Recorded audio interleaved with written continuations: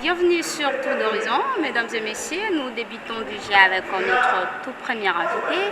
Il s'agit de monsieur Kizito. Il est jeune du PPRD. Bonjour monsieur Kizito.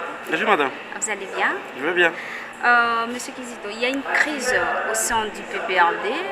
Monsieur Emmanuel Ramazani a essayé de suspendre le président de la Ligue des jeunes, monsieur Serge Kadima. Quelle lecture faites-vous par rapport à ça?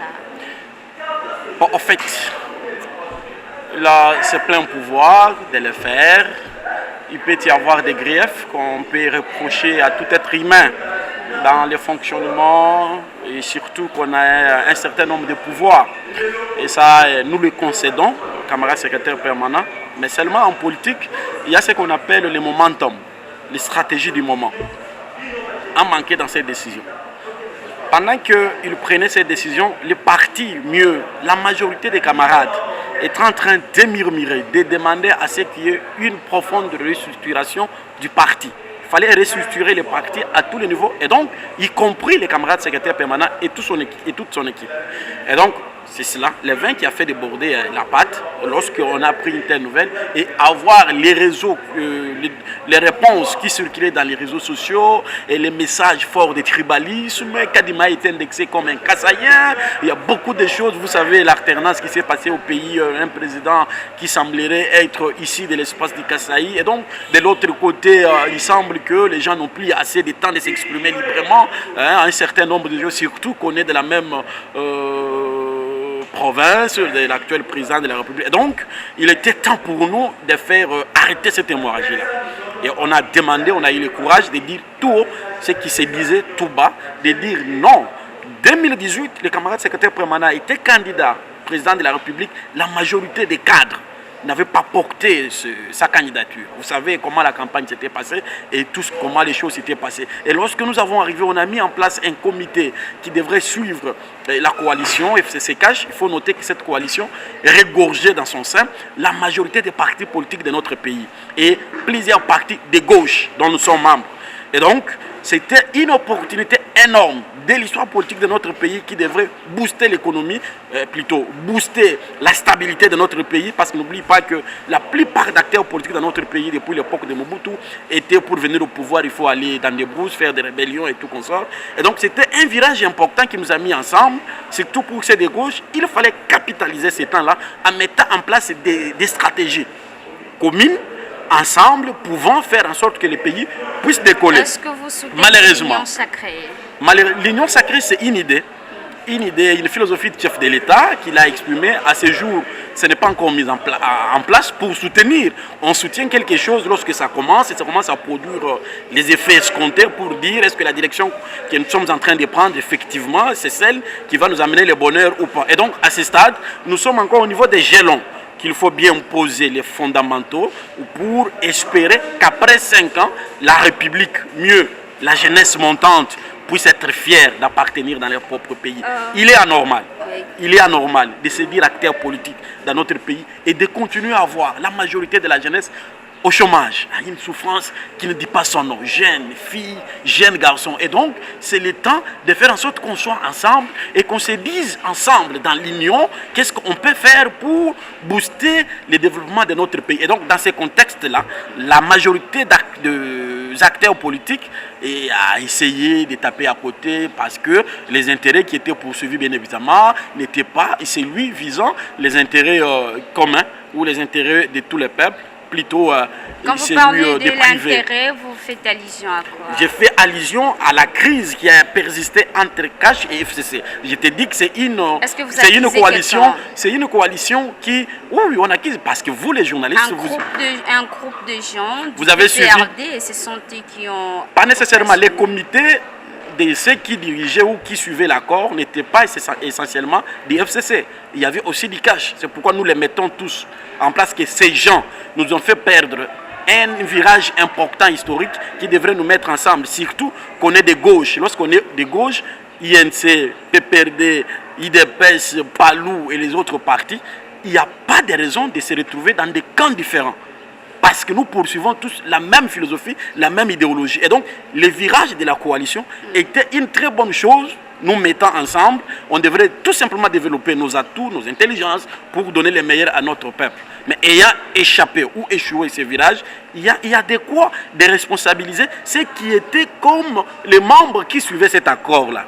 Et entre autres, en ce qui concerne notre parti, les camarades secrétaires permanents, ils faisaient partie. Et parmi les gens qui avaient été retirés, puisque ayant été considérés comme des extrémistes, il fait partie. Et donc nous disons, le parti devrait avoir un nouveau vent, un nouveau souffle, avec des nouveaux animateurs. Nous ne l'avons pas exclu du parti, nous ne l'avons pas chassé. C'est un camarade, nous connaissons ses mérites, ses prouesses. Vous lui avez donné 72 heures de 72 heures, démission. c'est une façon de quitter ses postes, pas en tant que camarade du parti, pas en tant que membre. Il est membre, il est camarade, mais les fonctions. Les fonctions. Et Parce si que ce sont des Chadari, fonctions de prise de décision, des décisions qui engagent la vie des militants et des si cadres. aujourd'hui Chadari refusait de démissionner, quelle serait votre réaction? Non, il n'est pas secrétaire permanent pour être seul. Il est secrétaire permanent pour les militants que nous sommes. Et les militants, dans son ensemble, je sais que tu es une grande journaliste d'investigation, va chercher et tente au micro devant tous les camarades, tu comprendrais que la majorité demande que son départ.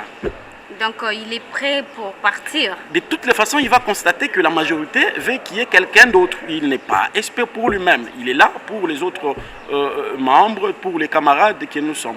Monsieur Kizito, pensez-vous que le FCC et le PPRD, qui est comme un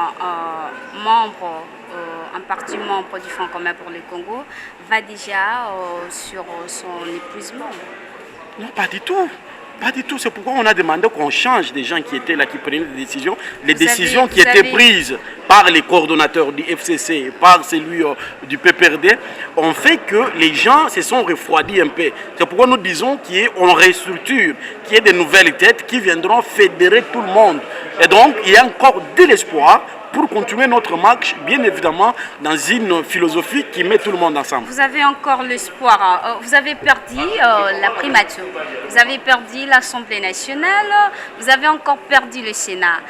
Quelle lecture faites-vous par rapport à ça? Non, ça, ce sont des choses qui arrivent. Et je vous disais tantôt, la perte du contrôle de l'Assemblée nationale et de la primature, ce ne sont que des sanctions et des conséquences à tirer par rapport à nos leaders au niveau des partis politiques. Et donc, ceux qui sont partis, ils sont que des victimes. Voyez-vous, les députés ont sanctionné nos leaders dans notre famille politique et c'est ainsi que vous avez vu les autres partir. Et donc, à ce jour, même les députés dans son ensemble et les sénateurs, ils demandent qu'il y ait une profonde restructuration au parti pour être en harmonie avec les députés et avec les militants, mais aussi avec les peuples, parce que nous sommes un parti du peuple. Il ne faut pas comprendre des décisions qui sont en contradiction avec le peuple et avec les militants. À quoi sert bon d'être alors membre? Quoi par là? Non, c'est ce qui s'est passé concrètement. C'est ce qui s'est passé concrètement avec nos députés qui ont à un certain moment estimé que la direction de décision ou l'instance décisionnelle ne répondait plus aux critères, moins encore favorables au cru du peuple. Il y a une marche qui est prévue pour demain, pour le PPRD. C'est quoi l'objectif de ce marche? C'est de nous faire entendre. Est-ce que cette marche aura lieu?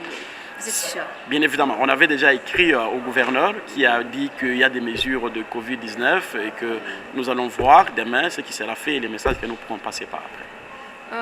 Mesdames et messieurs, nous allons déjà vers la fin. Monsieur Kizito, vous êtes ici à Fatima. C'est quoi l'objectif de votre rencontre? Non, c'est un endroit tout simplement qui nous a accueillis. Nous sommes venus pour... Vous n'êtes pas venus pour rien? Non, nous sommes venus tout simplement pour discuter avec les uns et les autres, voilà, et se rencontrer, et resserrer nos liens de camaraderie, et parler de la République, de l'actualité de l'ère, et voilà pourquoi nous sommes là. Et vous, en tant que jeune et aussi membre du PPRD, est-ce que vous soutenez l'idée que le secrétaire général Chadari puisse quitter sa fonction? Oui, mais c'est ça que nous disons. Nous avons dit qu'il était normal de quitter ce poste-là pour quelqu'un d'autre, parce que les moments que nous traversons, il n'a pas démérité lui-là. Mais nous disons les moments et l'enjeu actuel, il faut quelqu'un d'autre qui pourra fédérer. Vous avez déjà prévu quelqu'un qui va le remplacer? Ça, c'est l'ensemble des camarades qui décideront dans notre parti lors du congrès. Et le congrès sera convoqué incessamment. Voilà, nous sommes à la fin de notre émission. Je rappelle que nous avions réussi Monsieur Kizito, il est jeune, membre cadre du PPRD. Et il a essayé de nous expliquer c'est quoi l'actualité pour le moment dans leur parti au sein du PPRD. Restez branchés sur notre émission. On se retrouve à la prochaine occasion et à la même heure. Merci. Merci.